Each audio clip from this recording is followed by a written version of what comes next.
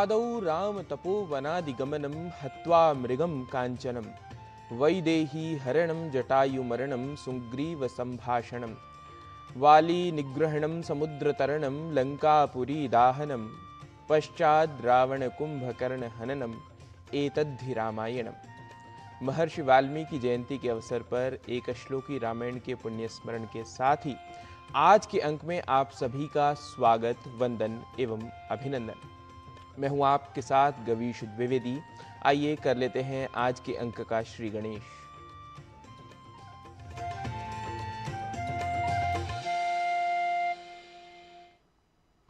कार्यक्रम में सबसे पहले आइए जानते हैं आज के तिथिवार एवं नक्षत्र को, जिन्हें जानकर हम अपने कार्यों के शुभाशुभ मुहूर्त आदि जानते हैं एवं अपने कार्यों को दिशा देते हैं। पंचांग वह प्राचीन विज्ञान है जो हमें समय के साथ सामंजस्य सिखाता है। तो आइए सुनते हैं आज का पंचांग और करते हैं अपने दिन का समारंभ। आज का पंचांग युगाब्द 5127, विक्रम संवत 2082, शक संवत 1947, दक्षिणायन, आश्विन मास, शुक्ल पक्ष, पूर्णिमा तिथि, मंगलवार, रेवती नक्षत्र। आज का दिन सभी के लिए मंगलमय हो। तो तिथि नक्षत्र आदि को जानने के बाद आइए अब देखते हैं जीवन हेतु उपयोगी शिक्षाएं सुभाषित के माध्यम से।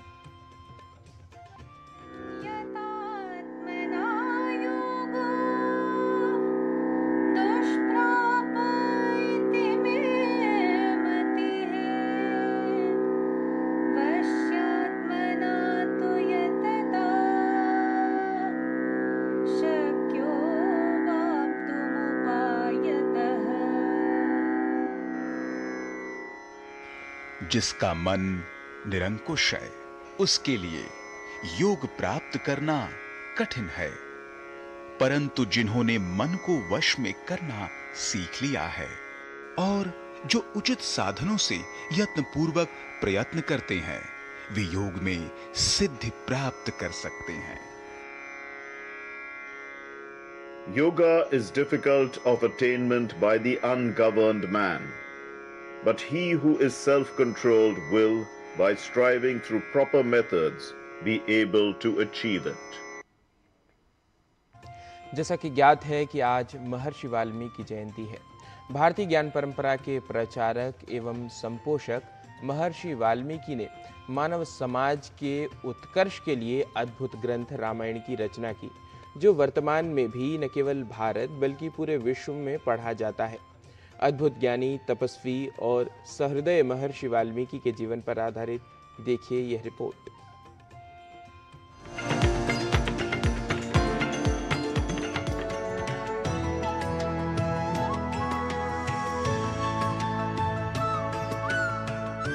भारत की महान सनातन संस्कृति के गौरव हैं भारतीय परंपरा के साधक, चिंतक, विचारक, प्रणेता, प्रचारक, ऋषि, महर्षि, जिन्होंने सनातन संस्कृति की गौरव गाथा से पूरे विश्व को प्रेरित किया है।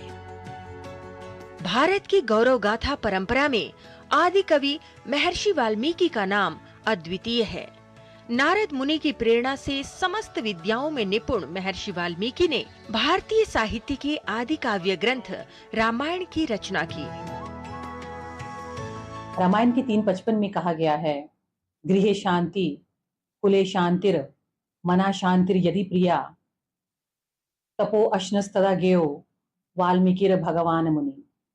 गृह, कुल, मन की शांति के लिए रामायण या महर्षि वाल्मीकि का स्तवन अत्यंत अनिवार्य है। महर्षि वाल्मीकि धर्म के अवतार थे।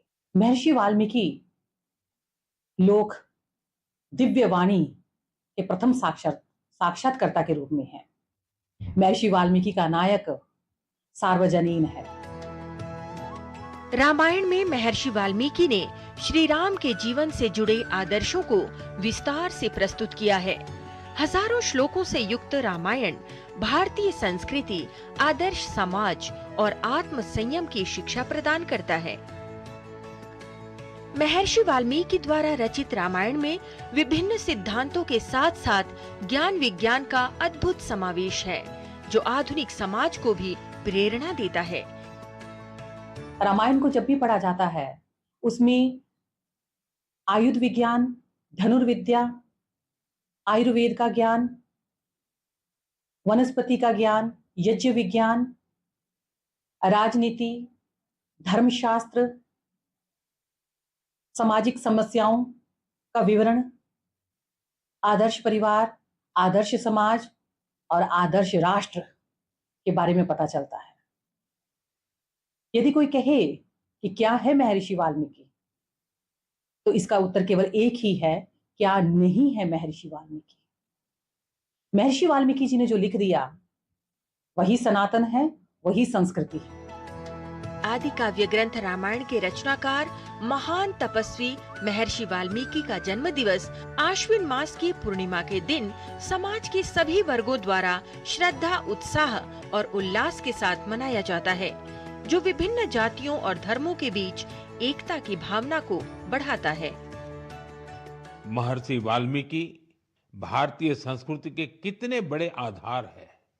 ये महर्षि वाल्मीकि ही थे जिन्होंने हमें भगवान राम की अवतार कथाओं से इतने विस्तार से परिचित करवाया था।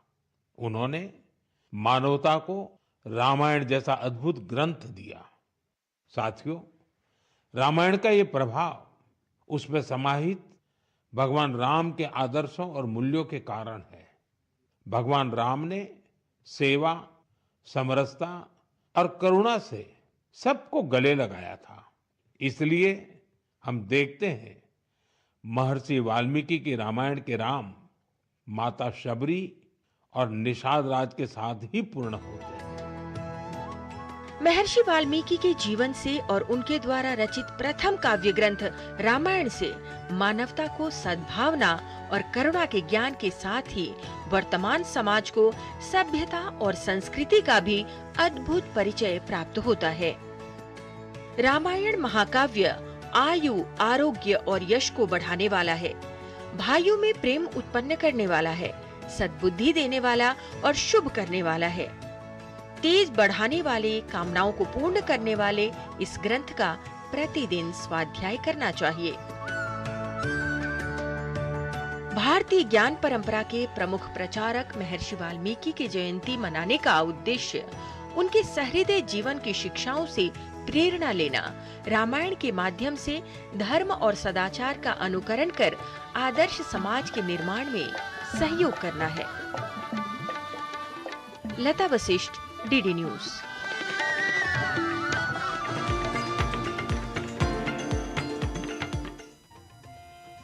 और भारतीय ज्ञान परंपरा प्रभाग के बाद अब कार्यक्रम में बात स्वास्थ्य की, लेकिन उससे पहले ले लेते हैं एक अल्प विराम। आप कहीं न जाइए, देखते रहिए डीडी न्यूज, जल्द लौटेंगे।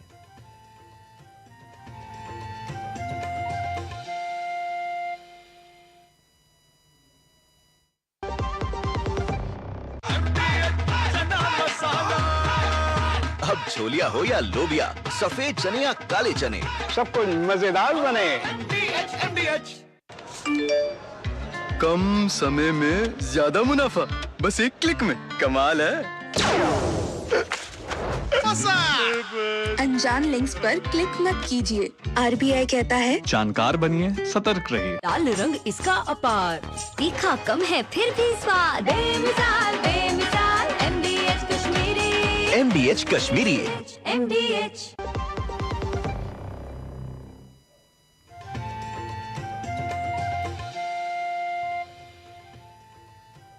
अल्प विराम के पश्चात पुनः आप सभी का स्वागत है सुप्रभातम कार्यक्रम में। कहते हैं सही पोषण न मिलने से बच्चों का विकास प्रभावित होता है। ऐसा न हो, इसके लिए बच्चों को पर्याप्त पोषण मिलना आवश्यक है। आइए समझ लेते हैं कि कैसे माता पिता अपने बच्चों को पर्याप्त पोषण प्रदान कर बच्चों का बेहतर स्वास्थ्य सुनिश्चित कर सकते हैं।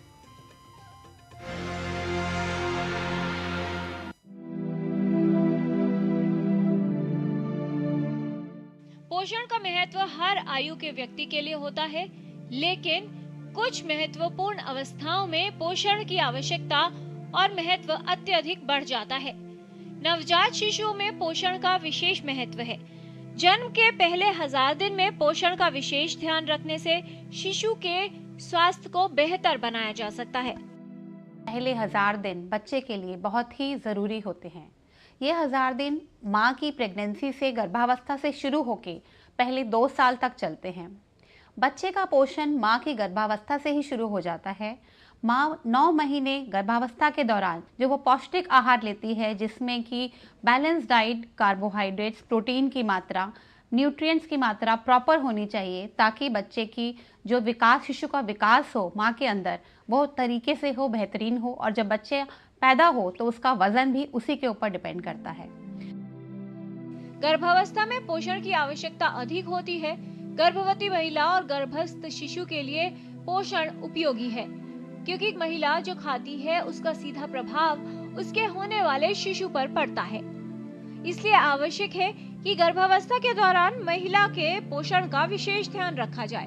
वहीं नवजात शिशु को भी पोषण की आवश्यकता होती है, इसीलिए जन्म के तुरंत बाद स्तनपान शुरू कर देना चाहिए। पैदा होने के बाद बहुत ज़रूरी है कि बच्चे की बर्थ की जिससे जल्दी से जल्दी पॉसिबल हो, उसका जो पहला आहार हो वो माँ का दूध ही हो। माँ का पहला गाढ़ा दूध बच्चे की इम्यूनिटी बढ़ाने के लिए और उसकी आगे की माँ की ब्रेस्ट मिल्क के लिए भी बहुत ही ज़रूरी है। तो पहला आहार हमेशा ब्रेस्ट मिल्क। अर्ली इनिशिएशन, जल्दी शुरुआत, और बहुत ज़रूरी है कि जो माँ का ब्रेस्ट फीड है, बच्चे को शुरू करके सिर्फ और सिर्फ माँ का दूध पूरे 6 महीने तक दिया जाए। उस 6 महीने में माँ के दूध के अलावा पानी भी नहीं देना, सिर्फ अगर कोई दवाई चल रही है साथ में तो वही देना है। शिशु के सही व पूर्ण विकास के लिए उसे उचित आहार मिलना उपयोगी होता है। शिशु के लिए माँ का दूध विशेष महत्व रखता है। शिशु के पूर्ण पोषण के लिए शिशु को स्तनपान कराना आवश्यक है। माँ के दूध से शिशु को कई स्वास्थ्य लाभ प्राप्त होते हैं। स्तनपान को प्रोत्साहन देने के लिए प्रसूताओं को नवजात शिशु के साथ रखना और उनका पहला गाढ़ा दूध अर्थात कोलेस्ट्रम देना अति उपयोगी है। 6 महीने पूरे होने पर माँ के दूध के साथ संपूर्ण पूरक आहार साथ में शुरू करना जरूरी है। ये पूरक आहार बच्चे की ग्रोथ के लिए, उसकी ब्रेन की ग्रोथ के लिए बहुत ही ज़रूरी है। 2 साल तक बच्चे का ब्रेन बहुत ही तेज़ी से गिरता है। उसका शरीर जो है, उसका विकास और मानसिक विकास दोनों ही बहुत तेज़ी से होते हैं। तो वैरायटी ऑफ फूड यूज़ करके 2 से 3 चम्मच से शुरू करके दिन में 3 बार तरल पदार्थ से जो सेमी सॉलिड चीज़ यूज़ करके माँ बच्चे को रिस्पॉन्सिव फीडिंग करनी है। बच्चे को खिलाते हुए, उसके साथ एंगेज, खेलते हुए, पेशेंस के साथ बच्चे को खाना खिलाइए। स्तनपान कराने से माँ और शिशु के बीच भावनात्मक संबंध गहरा होता है। स्तनपान कराने से माँ को भी कई स्वास्थ्य लाभ प्राप्त होते हैं। 6 महीने की आयु से संपूरक आहार देने से शिशु में कुपोषण से बचाव होता है और शिशु का स्वास्थ्य व विकास बेहतर होता है। सही पोषण से शिशु के लिए स्वस्थ जीवन सुनिश्चित किया जा सकता है। किरण भारद्वाज, डीडी न्यूज।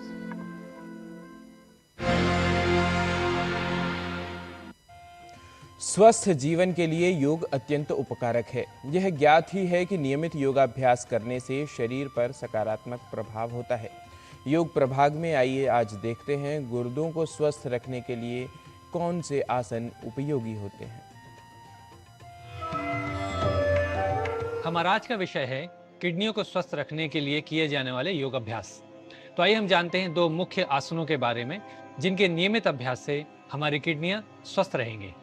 हमारे आज का पहला अभ्यास है उष्ट्रासन यानी कैमल पोज। इसके लिए आपको वज्रासन में बैठना है। उसके बाद आप घुटनों के बल खड़े होंगे।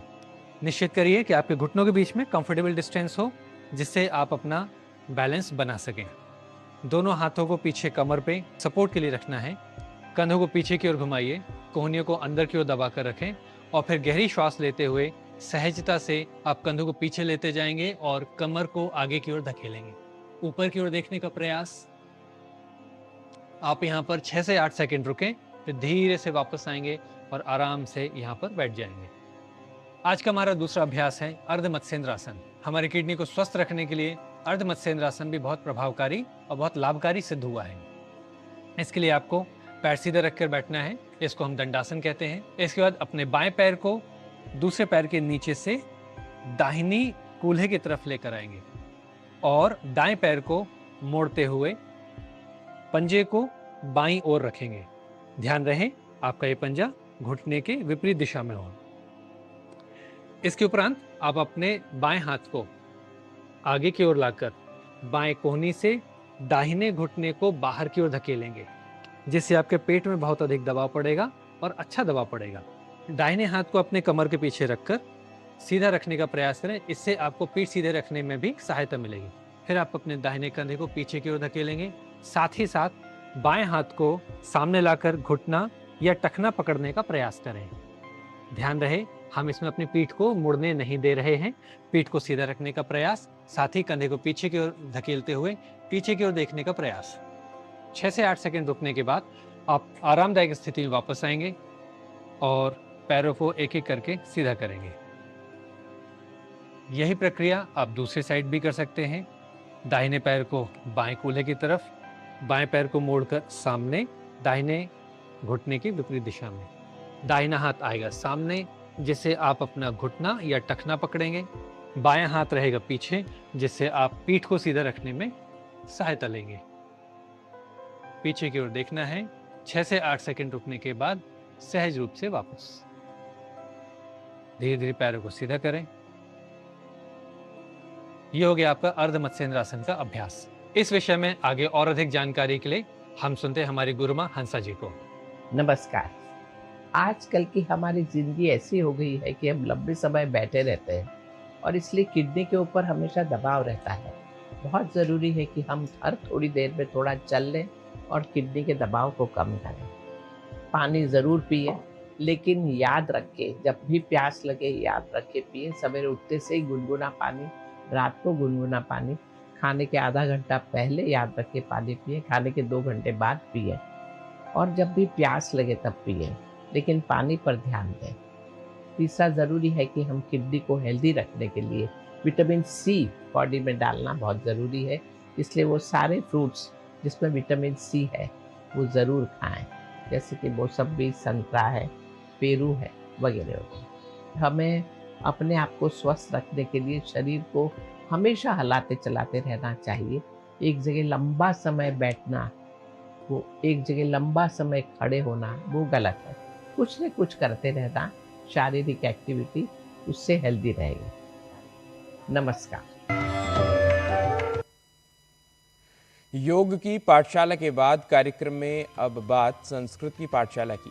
संस्कृत कक्षा में संख्या 10 के पूर्णार्थक स्वरूप पर चर्चा के साथ वाक्यों का प्रयोग बता रहे हैं हमारी सहयोगी डॉक्टर नारायण दत्त मिश्र।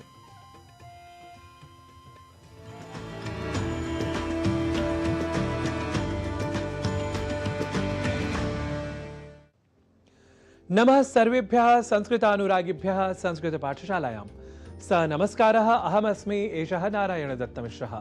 संस्कृत की कक्षा में इन दिनों आप संख्याओं के साधारण और पूर्णार्थक स्वरूपों के बारे में जान रहे हैं और साथ ही कर रहे हैं संख्याओं के इन स्वरूपों के साथ कुछ वाक्यों का अभ्यास भी। तो आज इस क्रम को आगे बढ़ाते हुए संख्या 10 के संस्कृत स्वरूप पर और विशेष रूप से उसके पूर्णार्थक स्वरूपों के बारे में अच्छे तरीके से जान लेते हैं। संख्या 10 के लिए संस्कृत में हम साधारण रूप से कहते हैं दश, यह आप जान ही चुके हैं। साथ ही यह भी कि संस्कृत में 3 या उससे अधिक की संख्या को हम बहुवचन कहा करते हैं। साधारण रूप से संसार की अधिकतर भाषाओं में 2 इस संख्या को भी बहुवचन मान लिया जाता है। ऐसे में संस्कृत के एक वचन, द्विवचन और बहुवचन की वैज्ञानिकता को आप स्वयं समझ सकते हैं।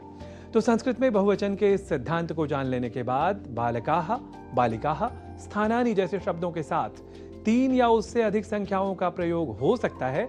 अतः संख्या का निर्देश यहाँ अत्यंत आवश्यक है। अर्थात दश बालकाः, दश बालिकाः, दश स्थानानि, इन जैसे प्रयोगों में दश इस संख्या का प्रयोग किया जाना अत्यावश्यक है, ताकि बहुवचन के प्रयोग होने के बाद भी संख्या के बहुत्व का स्पष्ट प्रयोग हो सके। इस तथ्य के बाद अब बढ़ते हैं आगे। यदि संख्या 10 की पूर्णार्थकता बतानी हो तो हम पुल्लिंग, स्त्रीलिंग और नपुंसक लिंग के भेदों के साथ कुछ यूं कहेंगे, जैसे 10 की पूर्णार्थकता को हम हिंदी में कहा करते हैं 10वां या 10वीं, जिसे संस्कृत में हम कहेंगे पुल्लिंग में दशमः, स्त्रीलिंग में दशमी और नपुंसक लिंग में दशमम। यहां ध्यान रखना है कि दशमी के स्थान पर गलती से प्रथमा इस तरह का अनुकरण न करें और दशमा इस तरह का प्रयोग हम न बनाएं। हमें दशमी यही प्रयोग बनाना है, जो कि संस्कृत में यही शब्द शुद्ध है। तो आइए 10 इस संख्या के पूर्णार्थक स्वरूपों का पुल्लिंग, स्त्रीलिंग और नपुंसक लिंग के क्रम से वाक्यों द्वारा अब कर लेते हैं अभ्यास। हम हिंदी में पहले 10वां इस अर्थ के साथ पुल्लिंग में वाक्य प्रयोग करते हैं। भारत के 10वें राष्ट्रपति KR नारायणन थे। इसे संस्कृत में कहेंगे भारतस्य दशमः राष्ट्रपतिः KR नारायणन इत्यसौ आसीत्। अब पुल्लिंग में ही दूसरा उदाहरण देख लेते हैं। पंक्ति में बैठा 10वां लड़का सुरेश है। इसे संस्कृत में कहेंगे पंक्त्याम उपविष्टः दशमः बालकः सुरेशः अस्ति। यहाँ दशमः राष्ट्रपतिः और दशमः बालकः जैसे उदाहरणों में राष्ट्रपति और बालक ये दो पुल्लिंग शब्द हैं और इन शब्दों के पहले दशम इस संख्या का जो प्रयोग हुआ है वह भी पुल्लिंग का कहलाएगा। यह हमें विशेष रूप से ध्यान में रखना है। अब बढ़ते हैं आगे और 10 इस संख्या के पूर्णार्थक स्वरूपों के प्रयोग के क्रम में स्त्रीलिंग दशमी शब्द द्वारा कर लेते हैं अब वाक्यों का अभ्यास। वाक्य पहले हिंदी में ले लेते हैं। भारतीय संविधान की 10वीं अनुसूची पढ़नी चाहिए। इसे संस्कृत में कहेंगे भारतीय संविधानस्य 10वीं अनुसूची पठनीया। श्यामा को वह 10वीं माला ही पसंद है। इसे संस्कृत में कहेंगे श्यामायै सा 10वीं माला एव रोचते। यहाँ 10वीं अनुसूची और 10वीं माला जैसे उदाहरणों में अनुसूची और माला ये दो स्त्रीलिंग शब्द हैं और इन शब्दों के पहले दशमी इस संख्या का जो प्रयोग हुआ है वह भी स्त्रीलिंग का कहलाएगा। यह हमें विशेष रूप से स्मरण में रखना है। अब बढ़ते हैं आगे और 10 इस संख्या के पूर्णार्थक स्वरूपों के प्रयोग के क्रम में नपुंसक लिंग दशमम शब्द द्वारा कर लेते हैं अब वाक्यों का अभ्यास। वाक्य पहले हिंदी में देख लेते हैं। जनसंख्या की दृष्टि से इथियोपिया का स्थान 10वां है। इसके लिए संस्कृत वाक्य कुछ यूं होगा जनसंख्यायाः दृष्ट्या इथियोपिया देशस्य स्थानम 10मम् अस्ति। वहां दिखाए गए कपड़ों में 10वां कपड़ा खराब है। इसके लिए संस्कृत वाक्य कुछ यूं होगा तत्र प्रदर्शितेषु वस्त्रेषु 10मम् वस्त्रम असमीचीनम् अस्ति। यहाँ 10मम् स्थानम और 10मम् वस्त्रम जैसे उदाहरणों में स्थानम और वस्त्रम ये दो नपुंसकलिंग शब्द हैं और इन शब्दों के पहले दशमम इस संख्या का जो प्रयोग हुआ है वह भी नपुंसकलिंग का ही कहलाएगा। यह आप सभी को बहुत आसानी से समझ आ ही गया होगा। तो आज आप सभी संख्या 10 के पूर्णार्थक शब्दों के संस्कृत स्वरूप से हुए परिचित। अब संस्कृत पाठशाला की अगली कक्षा में जानेंगे अगली संख्या के संस्कृत स्वरूप के बारे में। तब तक के लिए आप करते रहें संस्कृत का अभ्यास। हम पुनः लौटेंगे संख्याओं के इसी विशेष अभ्यास के साथ अगले अंक में। तावत् संस्कृतानुरागिभ्यः सकलेभ्यः मम नमः।